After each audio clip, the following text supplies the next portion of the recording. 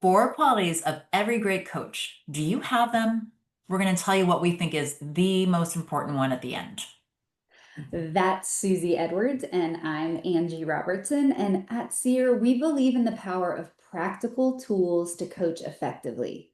Now let's dig in. Susie?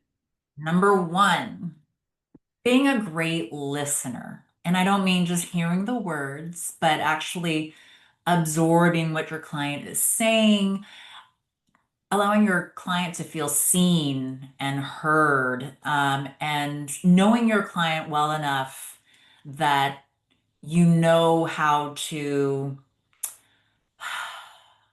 listen to that specific client, right? Think about that. Yeah. I think that, a coaching relationship is one where like someone has really hired you to be their cheerleader and their advocate. And the first thing is to really like get to know them. Like they have hired you to know them. And so that's where I think being a great listener and really being curious and really like taking it all in it's not about you, it's really about them and what they want. And listening is the first way to really figure out who this person is that you're going to help. And Mm-hmm. sometimes I think, you know, just getting to be listened to can actually do someone like so much good.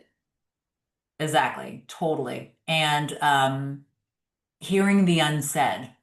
I thought about Mm, that when we were talking, right? So hearing the unsaid, paying attention to how they're saying it, and to remember that it's not about your performance. It's really about your presence, right? As well. And that even in and of itself feels like you're being listened to and heard. So being very present when your client is talking. And listening is really a skill I think that you can develop over time. So if Mhm. you're like, oh, I'm not a great listener, it really is something that you can practice. Being present, like Yeah. seeing if you can repeat back what they said, seeing if you really got it. So I guess I want to just say if someone is listening right now and they're like, oh, shoot, I'm not a great listener, I can't be a great coach. It is a skill you can refine, which I think is great. And I will say, like, over time in my own life, I think I've become a better listener Yeah. just by practicing. Yeah. And I think what's one of the hard things to do sometimes as a coach is that as your client is talking, you're thinking of so many tools and thoughts that you could say back. And Hmm. truth is, shh, Right. listen for a moment, right? And then Yeah, you're really good at sure, that.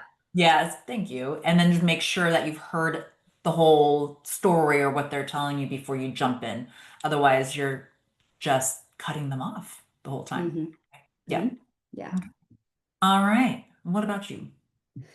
So I think one quality that makes a great coach is that they've been in the trenches and have done the work themselves. Now, don't take this to mean that they're perfect. I mean, certainly I know I'm not, but what I always loved about my coaches was that they had been through their own process, whatever that is for them, and they were able to speak to examples and really relate to me through things that they had been through, or even having examples of other clients that they had coached through a similar problem or solution or whatever the case may be.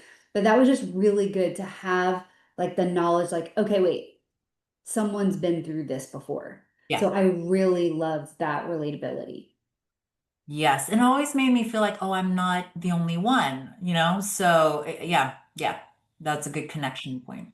Yeah, What and I would know you one of the say? things, well, Yeah, one of the things we talk about at SEER is that, we think if you're going to apply a tool with a client, that you should at least be able to speak to how that tool was for yourself, yeah, right? So it's like, don't just do what I say, right? Do what I've done already too. Maybe the tool doesn't work for you, that's okay, but at least you can speak from a place of understanding what it's like to have applied that to you.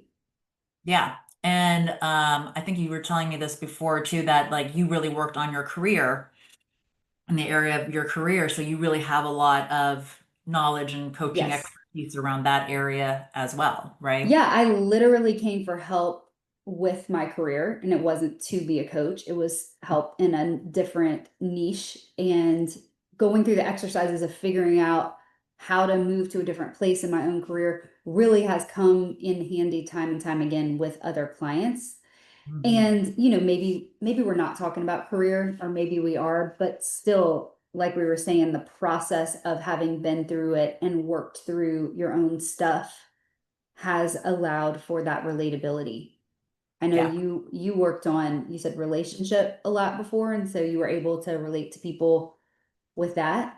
Yeah, and I was just thinking actually, because whether it was career or relationships, within that, there are still similar things that you need to work on, probably like having conversations or Hmm. figuring out how you're showing up in that area of life, right? So they're still crossing tools, but you've done the work, right? And you know what it's like to do that thing. So it doesn't matter sometimes the area of life, but you've done the thing so that you can share that.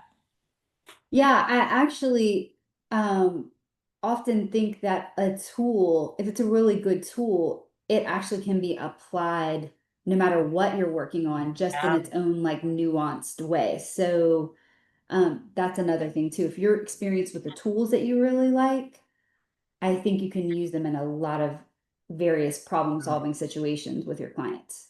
But Yeah. again, having the experience and having done it will give you that insight to know how to apply it, or when to recognize like, hey, this would be a good piece of help in this moment. Yeah. Totally agree. Okay, Next one. so do you have another one? I do. I do. Knowing how to give the truth to your client, right? So, sometimes it might be a little bit owie. It might be a little bit of a truth bomb, right? But having enough grace for, to speak it with grace for your client. And the truth, the reason why I'm hesitating is that sometimes you have clients where they're okay. They're like, you just give it to them, but you need to give it to them. Some clients, they do need a little bit more hand holding, and then you need to slowly drip it to them. And that's okay too. But knowing your client well enough so you know how to do that, because in the end, they still need your truth. They need that information so that they can progress. Yeah, and I think we're kind of layering all these tools because like the way you get to know your client is like we were saying at the very beginning, listening, really like hearing them, hearing even the unsaid things, right? And then recognizing what tools you can use with them to help deliver the truth with them or get them to see something. And that really is nuanced and takes you knowing who your people are and being able to meet them where they are. I mean, I think that's one of the best things about relationships, successful coaching relationships that I've had, like from myself being a client, is really appreciating when someone kind of took me along at a pace that they knew that I needed. Yeah, In some areas that could be really fast and I could hear it the first time, and other times it took me a lot longer to see whatever they were trying to get me to see or point me in a direction that they knew I needed to go. And so being yeah, able to know someone to be able to dial that in, I think yeah. is a quality of a great coach. And you made a really good point about there might be some like an area of your life where you're fine with that, but another area where you might be more stubborn or scared. So know that about your clients, and it's okay to have those different um, ways, Speeds. yeah, speeds, Yeah. different Yeah. areas. Yeah, Right. because there definitely were places where I'm like, Right. I don't want to go there right now. Exactly. Exactly. Totally. Totally. All right, what about you? Okay, so the last one, and Last I one, think big we one. thought this was maybe the biggest, Hmm. right?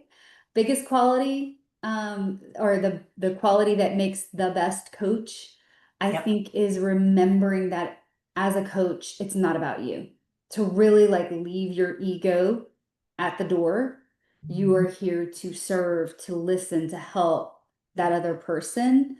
And I know, at least from my perspective, the minute I started to worry, like, oh, how do they think I'm doing? Or some kind of performative like conversation that I'm having with myself. Even like you were saying before, if I'm listening and I'm not really listening, I'm thinking about what I want to say next. Like Yep. that, it just never goes well, right? Yeah, It because that's about me and like kind of overthinking how I'm performing versus giving the service of helping and coaching. So leave the ego at the door. Really, it's not about you. And for me personally, this took practice. So, yeah, there were times that I really was concerned about, oh, are they liking me? Are they going to come back? And my coaching was not as effective when I was in that headspace. totally. Because then you're just in your headspace and you're not there with them, right? So yeah, 100% everything you just said. Anytime you make it more about your own self, then you're not really showing up for them. Right. And then what's the Leave point? your ego at the Leave door. it for like Angie said. Yes. All right. I definitely think that's the most important one. I think that would always come out as the top one. Yes. I agree. Yeah. I agree. So if this sparks something in you, don't forget to subscribe and like this video, and we'll see you next time.